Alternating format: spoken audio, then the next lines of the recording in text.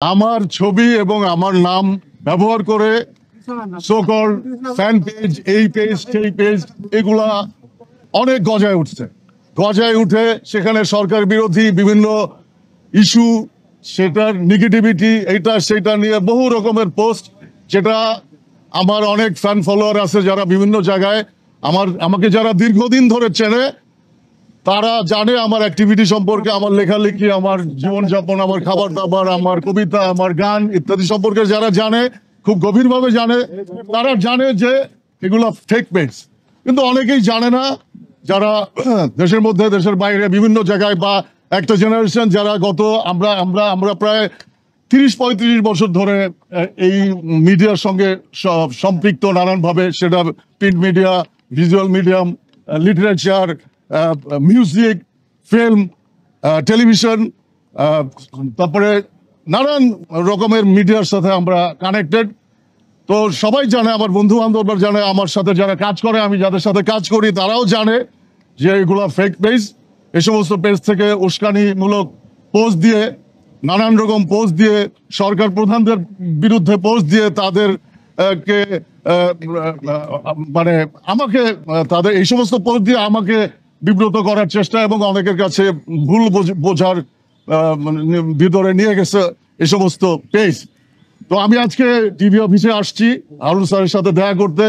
So আমি এখানে আসছি স্যারের কাছে, হারুন সাহেবের কাছে আসছি এইগুলো যারা করতেছে তাদেরকে খুঁজে বের করে দৃষ্টান্তমূলক আইনানুগ ব্যবস্থা নেওয়ার জন্য, এই জন্যই আমি আসছি।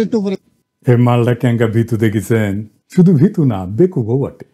তার নামে ফেক পেজ হয়েছে। সেই ফেক পেজ তার আসল পেজের চাইতে ভাইরাল।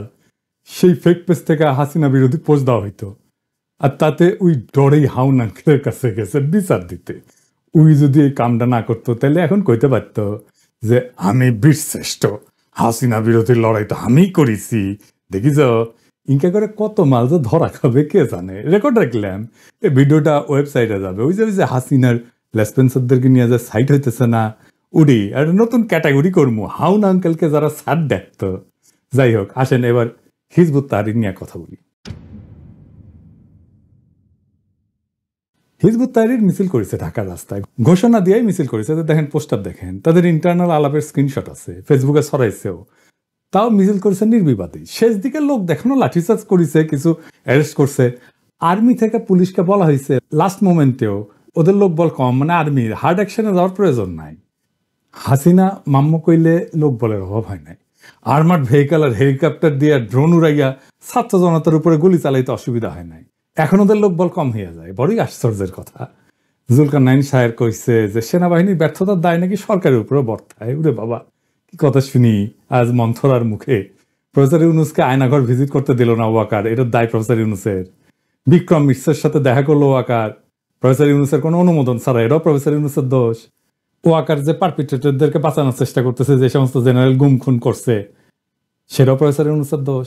জাতিসংঘের রিপোর্টের প্রতিবাদ জানাইছে হাসিনার ন্যারেটিভ নিয়ে ওয়াকার, সেটাও প্রফেসর ইউনুসের দোষ। এটা নিয়ে আসিচ্ছি, এর পরের এপিসোডে আসিচ্ছি, পরে কমুনি এটা নিয়ে মেলা আলাপ আছে। হিজবুত তাহরিরকে নিষিদ্ধ করেছিল হাসিনা। নিষিদ্ধ করা ঠিক না বেঠিক সে আলাপে যেতেছি না, কিন্তু কোন রাজনৈতিক দল যদি সশস্ত্র তৎপরতা না চালায়, সাধারণ লিবারাল রাজনীতি করে, তাদের কথা বলার স্পেস দেওয়া উচিত। আওয়ামী লীগের কথা আবার ইসেন্সে বললেন না কেউ কেউ, যে আওয়ামী লীগ শুধু সশস্ত্র রাজনীতি করে না, সে হিন্দুত্ববাদী ফ্যাসিস্ট, মোদির মদতপুষ্ট এক ঘৃণ্য ফ্যাসিস্ট। তার রাজনীতি করার রাইট নেই। তো দেখেন, এই হিজবুত তাহরির আর্মির সৈনিকদের খালি আহ্বান জানায়, হ্যাঁ কিবা করার জন্য। 4 রং না 2 রঙের পোস্টার ছাপায়, আবার সে পোস্টার মেয়েরা ভইরা দেয়। কেন পারে? 2018 সালের নির্বাচনে দেখেছিলাম জাতীয় ঐক্যজোটের পোস্টার লাগানো বাদ দেন, ছাপাইতে দেয়নি পুলিশ। পুলিশ প্রেস থেকে পোস্টার নিয়ে যায়, শিবিরে পোস্টার লাগানোর সময় পুলিশে দিছে, দেখেছেন? আর হিজবুত তাহরিরের লোককে হাসিনা মাঝে মাঝে গ্রেপ্তার করে, কিন্তু কোথায় পোস্টার ছাপায় সেটা নাকি তাদের কাছে প্রশ্ন, বুঝেছেন? মানে আমাদের খুঁজে বের করবি না কোথায় পোস্টার ছাপায়, বুঝেন? তাইলে এদেরকে এখন নামাইছে কে? যারা কইছে হার্ড লাইনে যাওয়া যাবে না তারাই, যারা পোস্টার কই ছাপা হয় জানে না তারাই। এরা যে সবাই এজেন্সির লোক তা কিন্তু না, কিন্তু এজেন্সির লোক আছে এর মধ্যে। এজেন্সি এদের কন্ট্রোল করতে পারে, এদের ইউজ করতে পারে। সব নিষিদ্ধ উগ্রবাদী সংগঠনের ক্ষেত্রে এটা সত্য, জেএমবির ক্ষেত্রেও এটা ঘটনা ঘটেছিল। কিছু লোক তো অনেস্ট কমিটমেন্ট নিয়ে যায় এই সমস্ত সংগঠনে, এখানেও ভালো কিছু ছেলে আছে যারা অনেস্ট কমিটমেন্ট নিয়ে গেছে, কিন্তু এই কাজটা এমন একটা সময় করা হইতেছে যখন ইন্ডিয়া ক্যাম্পেইন ছড়াইতেছে, বাংলাদেশে উগ্রবাদ ছড়াইতেছে, দেখেছেন? কিন্তু ওই মিছিলে কারা ছিল? মজার জিনিস আছে। মোদি যখন আসছিল মনে আছে না হাসিনার সময়, তখন বাংলাদেশে বিশাল প্রতিবাদ হয়েছিল, প্রচুর মানুষজন মারা গেছিল, হাওকা হয়েছিল না? সেই সময় বাহাউদ্দিন নাসিমের উপর দায়িত্ব ছিল ইন্ডিয়ান এম্বাসির রাস্তায় যেন মোদি বিরোধী যারা তাদেরকে যেন গুন্ডা দিয়ে ঠেঙানো হয়। ঢাকায় মুসল্লিদের উপরে ঝাঁপে পড়লো কার গুন্ডা বাহিনী? এই বাহাউদ্দিন নাসিমের গুন্ডা বাহিনী। ওই যে মুসল্লির দাড়ি টেনে ফেলেছিল না, মনে আছে না? এইটা সাহেব বড় করে দেখেন না, এর নাম কি জানেন? মোজাম্মেল হোসেন, পল্টন থানার 13 নম্বর ওয়ার্ডের স্বেচ্ছাসেবক লীগের নেতা। বাহাউদ্দিন নাসিমের গুন্ডা বাহিনীর প্রধান, সবসময় সাথে থাকে, দেখেছেন? দেখেন এডিটর সাহেব দেখান বাহাউদ্দিন নাসিমের সাথে ছবি, ওর ফেসবুকটাও দেখান। এই মাল হিজবুত তাহরীরের মিছিলে, দেখেছেন? বড় করে দেখান, দেখেছেন? তার মানে বাহাউদ্দিন নাসিম এই মিছিলে লোকও দিছে। আমরা তো আনসার লীগ দেখেছি, হিন্দু লীগ দেখেছি, এখন হিজবুত লীগ দেখেছি। এদের আবার গ্রেপ্তার করেছেন। ওদের সাথে কথা বলেন, প্রকাশ্য রাজনীতি করতে বলেন, রাজনীতির যে লিবারেল স্পেস আছে তাতে তারা তাদের রাজনীতি করুক, গ্রেপ্তার করে নিশ্চিত করে আপনি এদের কোনো ক্ষতি করতে পারবেন না। বরং তারা মানুষের কাছে যাক, যাই নিজেদের রাজনীতির কথা বলুক, রাজনীতি করুক, প্রকাশ্য রাজনীতি। এবার আসেন প্রফেসর ইউনূসের ফাটানো একটা বিশেষ বোমা নিয়ে আলাপ করি। বোমা She will stand trial, there's no doubt about that, because all the evidences are here. But she's not physically present in Bangladesh. So the question is, can we make her present in Bangladesh? That depends on India and also international law guiding all this system, how it works. So we'll be already asked India to hand over Hasina to Bangladesh to face the trial. So the question of trial is not if it will be happening in absentia or in her presence. It will be taking place, not only her, and all the people who were associated with her, her family members, her clans, her associates, and all the oligarchs, people who promoted her, supported her, made her the way she is. Professor Yunus sky নিউজে বলেছে যে হাসিনার বিরুদ্ধে মানবতা বিরোধী অপরাধের দায়ে বিচার হবে। শুধু হাসিনার বিরুদ্ধে না, তার আন্ডা, বাচ্চা, পোলা, মাইয়া, তার দোসর, দলের লোক, তাকে সাপোর্ট করা অলিগার্ক, মানে যে সমস্ত বড় লোকরা তাকে সাপোর্ট করছে, সবার। যেটা প্রফেসর ইউনূস বলে নাই কিন্তু হবে, তা হচ্ছে এই মামলা শুধু আন্তর্জাতিক অপরাধ ট্রাইব্যুনালে হবে না, এটা হবে আইসিসির ব্রাসেলসের কোর্টে। জাতিসংঘের রিপোর্টে বিশ্বাসযোগ্যভাবে প্রমাণ হয়েছে হাসিনার অপরাধ। এইটা জাতিসংঘের অফিসিয়াল ডকুমেন্ট। এখন আপনারা শুনেছেন হাসিনা নিজের মুখে হেলিকপ্টার থেকে প্রাণঘাতী অস্ত্র দিয়ে গুলি করার নির্দেশ দিচ্ছে। না শুনে থাকলে শুনেন, এইটা সে সাবটাইটেল দিয়ে দিয়েন নিচে। চিন্তা করে কথা বলি, ওইটাই তাদের আকাশ। বুঝতেছি আমি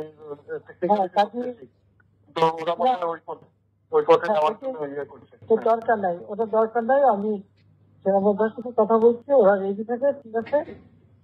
এখন তো আমরা অন্য ইয়ে করছি, ড্রোনদের ছবি নিচ্ছি, আর হেলিকপ্টার ইয়ে মানে কয়েক জায়গায়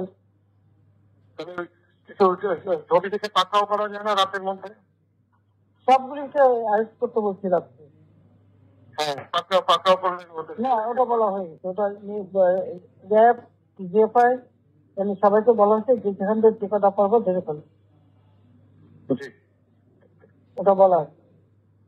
আর যেখানে গ্যাদারিং দেখবে সেখানে ওই উপর থেকে, এখন উপর থেকে করাচ্ছি, অলরেডি শুরু হচ্ছে কয়েকটা জায়গায়, সরে গেছে। মোহাম্মদপুর থানার দিকে মনে হয় মোহাম্মদপুর থানার দিকে, হ্যাঁ হ্যাঁ, তোকে পাঠায় দিই রাত্রে। আপনার নির্দেশনা লাগবে, আমার নির্দেশনা দেওয়া আছে, ওপেন নির্দেশনা দিয়ে দিচ্ছে। এখন লেখা লিখবেন, ব্যবহার করবে, যেখানে পাবে সেটা গুলি করবে, ওটা বলা আছে। এখন আমি এতদিন বাধা দিয়ে রাখছিলাম, ওই যে স্টুডেন্টরা ছিল ওদের সত্যি কথা চিন্তা করে, তারপর তো। আর সে কি বলেছিল? ছোট্ট ছোট শিশুরা গুলিবদ্ধ, এই গুলিগুলি কিভাবে লাগলো? তারপরে মিথ্যাচার, দোতলা বাড়ির মধ্যে জানলার কাছে ছেলেটা তার গুলি লেগেছে, বলে হেলিকপ্টার থেকে গুলি লেগেছে। আপনারা বলেন হেলিকপ্টারের গুলি ঘরের মধ্যে ঢুকবে কিভাবে? দেখেন হেলিকপ্টার থেকে গুলি ঘরে ঢুকে কিভাবে, কি রকম নাটক করে দেখেছেন?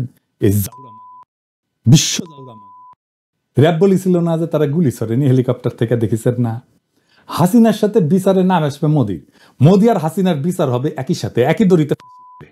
হাসিনার শাসনকে কোনোভাবে ইন্ডিয়া থেকে আলাদা করা যাবে না। হাসিনাকে ক্ষমতায় রাখছে ইন্ডিয়া, তাকে বাঁচায় রাখছে ইন্ডিয়া। হাসিনারে বাঁচানোর জন্য সে গুম খুনে অংশ নিছে, ইন্ডিয়া গুম খুনে অংশ নিছে। সে বাহিনী পাঠাইছে, তারা হিন্দি ভাষায় কথা বলছে। এই জুলাই আগস্ট বিপ্লবের সময় রাস্তায় তারা গুলি চালাইছে। এই বিচার প্রফেসর ইউনূস করবে। প্রফেসর ইউনূসের এই ঘোষণা একটা গেম চেঞ্জার। ইন্ডিয়া বাটে পড়লে না সারা দুনিয়া এর অ্যাডভান্টেজ নেবে। আসেন দেখি কারা কারা এর অ্যাডভান্টেজ নেবে, তা কেন নিবে এটা একটু দেখে নিন। মোদি বা ইন্ডিয়া যদি কোনো সংকটে পড়ে, তাহলে কিছু আন্তর্জাতিক শক্তি এই সুযোগকে তাদের কৌশলগত এবং ভূ রাজনৈতিক স্বার্থে কাজে লাগাইতে চাইবে। কয়েকটা প্রধান শক্তির কথা বলে, যেমন চীন। ভারত চীনের মধ্যে সীমান্ত বিরোধ আছে, তারপরে বেল্ট রোড ইনিশিয়েটিভ নিয়ে মত পার্থক্য আছে। ভারত আর যুক্তরাষ্ট্রের ঘনিষ্ঠ সম্পর্কের কারণে চীন ভারতের স্থিতিশীলতা দুর্বল করতে চাইবেই। ভারত যদি দুর্বল হয় তাহলে চীনের জন্য দক্ষিণ এশিয়া প্রভাব বিস্তারের সুযোগ তৈরি করবে এবং ভারতের বিরুদ্ধে সামরিক এবং অর্থনৈতিক পদক্ষেপ নেওয়ার ক্ষেত্রে সুবিধা দেবে। পাকিস্তান কেন নেবে সেটা ব্যাখ্যা না করি, সুবিধা কিভাবে? মোদির দুর্বলতা পাকিস্তানকে কাশ্মীর ইস্যুতে আন্তর্জাতিকভাবে বেশি সমর্থন পেতে সাহায্য করবে। আমেরিকা, যদিও আমেরিকার সাথে মোদির ভালো সম্পর্ক আছে, কিন্তু দেখতেছেন তো সম্পর্কটা একাট্টা ভাবে ভালো তা কিন্তু না। এটা একটা টানাপড়নের সম্পর্ক, মানে সমস্ত রাষ্ট্রই আর একটা রাষ্ট্রের কাছ থেকে সুবিধা নিতে চাইবে। ইন্ডিয়া যদি অসুবিধায় পড়ে তাহলে আরেকজন সুবিধা নিতে চাইবে। তার সাথে রাশিয়ার সাথে ঘনিষ্ঠ সম্পর্ক আছে, এটা তো যুক্তরাষ্ট্রের জন্য উদ্বেগের। ইন্ডিয়া রাশিয়া থেকে অস্ত্র কেনে, ইন্ডিয়া চীনের বিরুদ্ধে কৌশলগত অংশীদারিত্বে যাইতে চায় না আমেরিকার সাথে, তাই আমেরিকা তো এখন এইটা করার চেষ্টা করবে। রাশিয়ার সাথেও কিন্তু ভারতের যতই ভালো সম্পর্ক থাকুক, বাণিজ্য নিয়ে কিছু চ্যালেঞ্জ আছে। রাশিয়া চাইবে যে মোদির চাইতো বন্ধুত্বপূর্ণ সরকার যেন একটা ইন্ডিয়াতে আসে, যেটা রাশিয়ার সাথে বেশি বন্ধুত্বপূর্ণ। ইউরোপিয়ান ইউনিয়নের সাথে তাদের সমস্যা আছে, নাগরিকত্ব সংশোধনী আইন নিয়ে সমস্যা আছে, কাশ্মীরের সাংবিধানিক পরিবর্তন নিয়ে ইউরোপিয়ান ইউনিয়নের সাথে ইন্ডিয়ার ভালো ধরনের সমস্যা আছে। মানবাধিকার ইস্যুতে ইউরোপিয়ান ইউনিয়নের সাথে ভারতের সম্পর্ক মাঝে মাঝে জটিল হয়েছে। মধ্যপ্রাচ্যের দেশগুলোর মধ্যে যেমন ইরানের সাথে ইন্ডিয়ার সম্পর্ক দুর্বল হয়েছে। ইরান চাইবে ইন্ডিয়া দুর্বল হলে তার একটা অবস্থানগত সুবিধা পাবে, ইরান যেন ভারতের কাছ থেকে বেশি কূটনৈতিক এবং অর্থনৈতিক সুবিধা আদায় করতে পারে। আন্তর্জাতিকভাবে প্রফেসর ইউনূসের অবস্থান এই একটা ঘোষণায় দারুণভাবে শক্তিশালী হয়েছে। উপেন্দ্র ত্রিবেদী বলছে বাংলাদেশ সরকার বদলাইলে দিল্লির সঙ্গে ঢাকার সম্পর্কে পরিবর্তন আসতে পারে। সেই সঙ্গে বলছে যে বাংলাদেশ আর ভারতের সামরিক বাহিনীর মধ্যে সামরিক সম্পর্ক খুবই শক্তিশালী, উভয় দেশের সামরিক বাহিনী নিয়মিত নোট বিনিময় করে থাকে। Now coming on to specifically what you asked for Bangladesh, as far as Bangladesh is concerned, it is too early to take any decision for us, because let elected government come, let's see the relationship and let us see what to be done about it.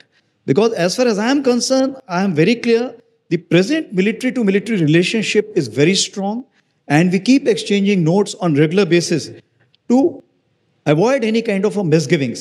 এবার বুঝছেন তো কেন তারা professor ইউনূসের পরের সরকার চায়, কেন বুঝেছেন? আর কেনই বা সামরিক বাহিনীর সাথে সম্পর্কের কথা বলে। এখন মিলাইতে পারেন সবকিছু, মিলে সব ওয়াকারের লেসপেন্সার বাড়াইছে অনেক ওদের জিগাবেন ওয়াকারের সাথে বিক্রম মিশ্র কি আলাপ হয়েছিল, ইন্ডিয়ান আর্মির সাথে কি নোট চালাচালি চলে, ঘুটু চলে, লেসপেন্সারই একবার হান্দায় দেওয়া হবে কলে। এবার আসেন দেশের অবস্থা কি সেটা একটা দেখি। ইন্ডিয়া থেকে আমদানি না করলে পেঁয়াজ নাকি 1000 টাকা হবে। আগে শুনেছিলেন না আমরা যখন ভারতীয় পণ্য বয়কট করেছিলাম? ইন্ডিয়া থেকে আমদানি হওয়ার পরেও 7 বছর আগে পেঁয়াজ 450 টাকা কেজি কিন্তু খাইছি আমরা, মনে আছে নাকি ভুলে গেছেন? ভারত ছাড়াই পেঁয়াজ খাচ্ছি এখন 35 টাকায়, ভারত ছাড়া আলু খাচ্ছি 16 টাকায়, ভারত ছাড়া টমেটো খাচ্ছি 15 টাকায়। বিগত 10 বছরের মধ্যে এত কম দাম কখনো জিনিসপত্রের ছিল না, কিন্তু ভারত থেকে আনলে 3 গুণ হয়।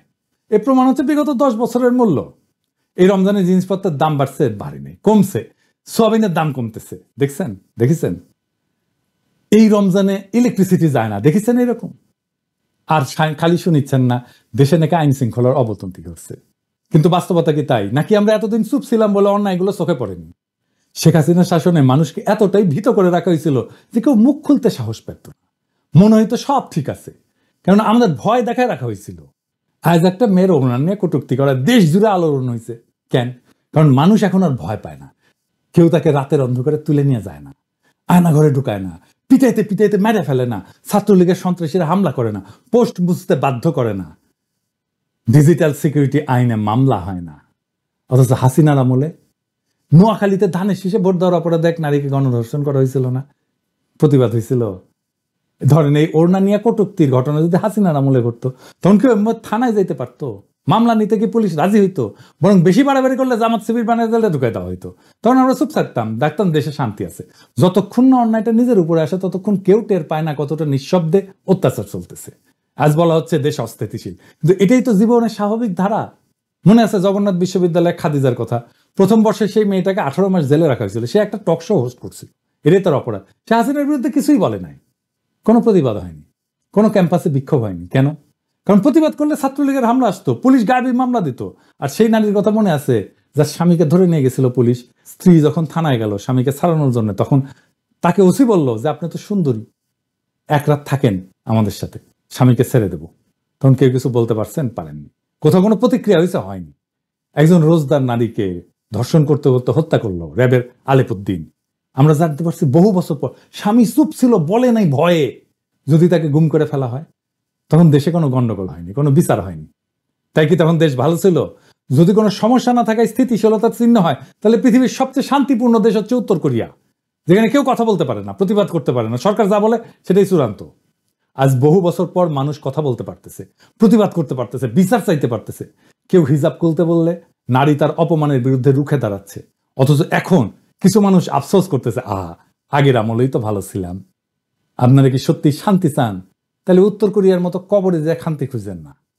গণতান্ত্রিক দেশে মত পার্থক্য থাকবে, আন্দোলন হবে, বিচার হবে, বিচার চাওয়া হবে। হাসিনার তৈরি করা নিঃশব্দ গোরস্থানে আর ফিরে যাওয়ার দরকার নাই তো। তার চেয়ে বরং সবাই কথা বলুক, অন্যায়ের বিরুদ্ধে দাঁড়াক। কিছু মানুষের ঘুম হারাম হইলেও প্রতিবাদ চলতে থাকলে আমাদের বিপ্লব জিন্দা থাকবে।